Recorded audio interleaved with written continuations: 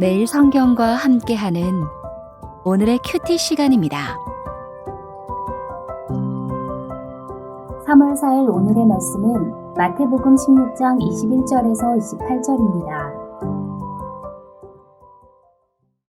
이때로부터 예수 그리스도께서 자기가 예루살렘에 올라가 장로들과 대제사장들과 서기관들에게 많은 고난을 받고 죽임을 당하고 제3일에 살아나야 할 것을 제자들에게 비로소 나타내시니 베드로가 예수를 붙들고 항변하여 이르되 주여 그리 마옵소서 이 일이 결코 주께 미치지 아니하리이다. 예수께서 돌이키시며 베드로에게 이르시되 사탄아 내 뒤로 물러가라. 너는 나를 넘어지게 하는 자로다. 내가 하나님의 일을 생각하지 아니하고 도리어 사람의 일을 생각하는도다 하시고 이에 예수께서 제자들에게 이르시되 누구든지 나를 따라오려거든 자기를 부인하고 자기 십자가를 지고 나를 따를 것이니라. 누구든지 제 목숨을 구원하고자 하면 잃을 것이요 누구든지 나를 위하여 제 목숨을 잃으면 찾으리라. 사람이 만일 온 천하를 얻고도 제 목숨을 잃으면 무엇이 유익하리요. 사람이 무엇을 주고 제 목숨과 바꾸겠느냐. 인자가 아버지의 영광으로 그 천사들과 함께 오리니 그때에 각 사람이 행한 대로 갚으리라. 진실로 너희에게 이르노니 여기 서 있는 사람 중에 죽기 전에 인자가 그 왕권을 가지고 오는 것을 볼 자들도 있느니라. 오늘 본문은 마태복음에 있어서 예수님이 받을 고난과 죽음과 부활에 대한 이야기가 본격적으로 시작하는 서론과 같은 본문입니다. 주는 그리스도시요 살아계신 하나님의 아들이라는 신앙 고백 이후에 드디어 예수님께서 자신이 받을 순환에 대해서 처음으로 예고하시는데 베드로가 항변합니다. 그러나 참 제자라면 막아설 것이 아니라 자기를 부인하고 자기 십자가를 지고 따라가야 함을 말씀하고 있지요. 21절에 이때로부터 예수 그리스도께서 자기가 예루살렘에 올라가 장로들과 대제사장들과 서기관들에게 많은 고난을 받고 죽임을 당하고 제3일에 살아나야 할 것을 제자들에게 비로소 나타내셨습니다. 그 전까지는 예수님이 당할 순환에 대해서 말씀하지 않으셨는데 그 이유는 바른 신앙 고백, 예수님이 누구신가에 대한 인식이 정확하게 정리된 후에야 혼란스럽지 않게 예수님의 순환과 부활을 받아들일 수 있었기 때문입니다. 그래서 비로소 이제야 예수님께서 순환에 대해서 말씀하기 시작하는데 문제는 22절에 베드로가 예수를 붙들고 항변하여 이르되 주여 그리 마옵소서 이 일이 결코 주께 미치지 아니하리이다. 방금 전까지 참 신앙 고백으로 히트친 베드로가 예수님의 순환 예고를 듣자마자 바로 예수님을 붙들고 항변합니다. 여러분 여기 항변하다라는 말은 사실 베드로가 할 수 있는 말이 아닙니다.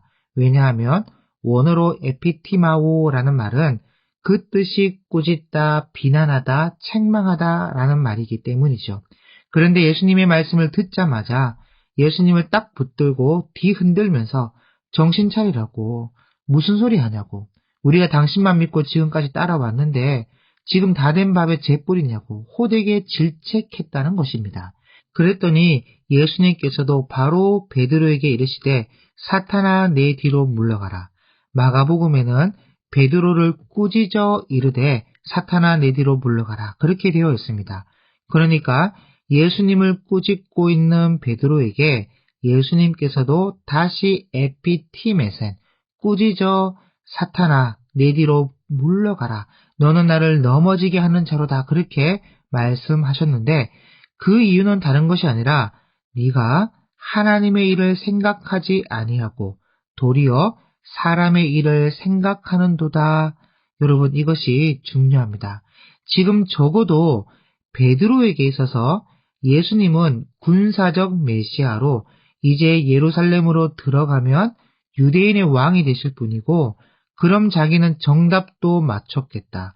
그의 우편이나 좌편에 앉을 것이라고 생각을 하고 있었단 말이죠. 그런데 예수님께서는 하나님의 일을 위하여서 인자가 고난을 받아서 대제사장과 서기관들에게 버림받고 죽임을 당할 것이라고 말씀하고 있으니까 베드로는 예수님을 붙들고 질책하면서 우리가 당신 믿고 여기까지 왔고 지금 당신 나라가 임할 때 내가 당신 우편에 앉든지 좌편에 앉든지 해야 되는데 죽기는 뭘 죽냐고 예수님을 책망하는 사람의 일을 생각하고 있었다는 것입니다. 그것도 교묘하게 이 일이 결코 죽게 미치지 아니하리이다 하면서 예수님을 위하는 척 하면서 자 여러분 사탄은 항상 사람을 위하는 척합니다.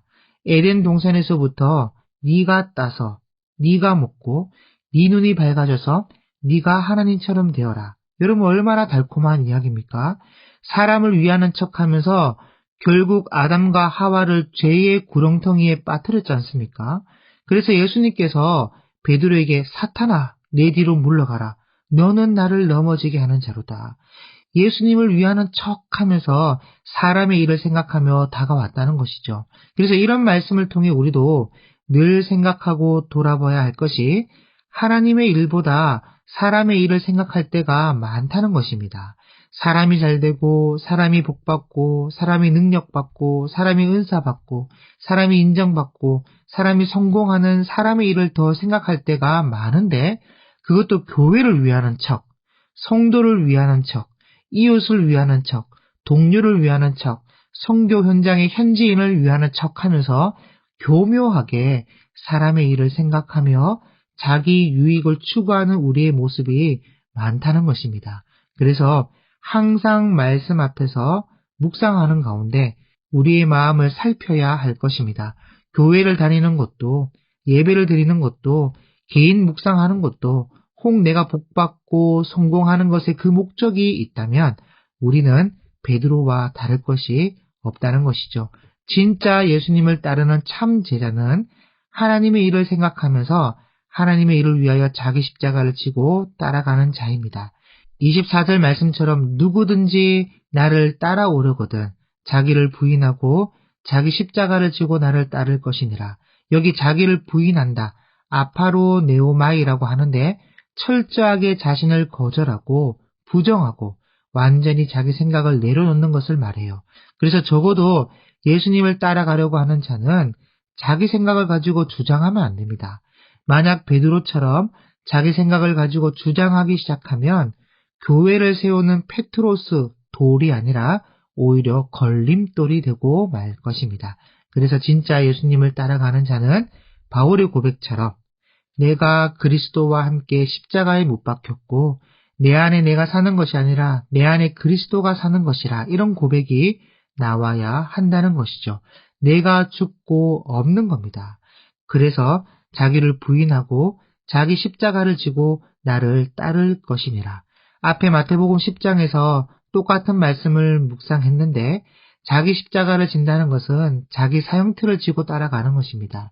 그저 조금 부담되는 일이나 어려운 일을 감당한다 그런 것이 아니라 그리스도를 위하여 사자밥이 되거나 십자가에 못 박히거나 껍질이 벗겨져 죽임당하거나 목베임을 당하거나 순교해야 한다는 것이죠. 그래서 누구든지 제 목숨을 구원하고자 하면 잃을 것이요.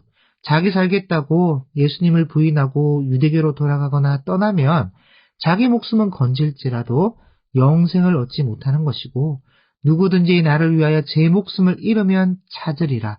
그냥 내 목숨 던져 순교해야 진짜 자기 목숨을 얻는 것입니다. 영생을 받는다는 것이죠. 그래서 실제로 제자라고 하는 사람들은 사도 요한 외에 모두 다 순교했고 진짜 예수님을 따르는 제자된 성도들도 여러 모양으로 순교했습니다.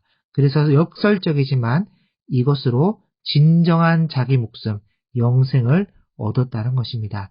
그래서 26절에 사람이 만일 온 천하를 얻고도 제 목숨을 잃으면 무엇이 유익하리요? 사람이 무엇을 주고 제 목숨과 바꾸겠느냐? 그래서 이 땅에서의 점 같은 인생은 순교하여 죽을지라도 천하로 바꿀 수 없는 영원한 생명을 얻을 수 있다는 것이죠. 그러므로 우리는 주님 오시는 그날까지 예수님을 따르는 제자로 하나님의 일을 먼저 생각하는 자가 되길 바랍니다. 그러면 주님 오시는 그날에 우리가 행한 대로 각 사람이 행한 대로 갚아 주실 것입니다. 기도하겠습니다. 하나님 아버지, 오늘 예수님의 순한 예고를 들은 베드로가 하나님의 일을 생각하기보다 사람의 일을 먼저 생각하는 것을 보았습니다. 우리의 삶에 사람의 일을 생각 안 할 수가 없지만 먼저 그의 나라와 의를 구하는 주님의 말씀에 순종하여 주신 삶을 살아가게 하옵시고 그럴 때에 각 사람이 행한 대로 갚아주실 보상이 있음을 우리가 기억하고 한결같은 믿음으로 살아가는 우리의 삶이 되게 도와주옵소서. 예수님의 이름으로 기도드립니다. 아멘.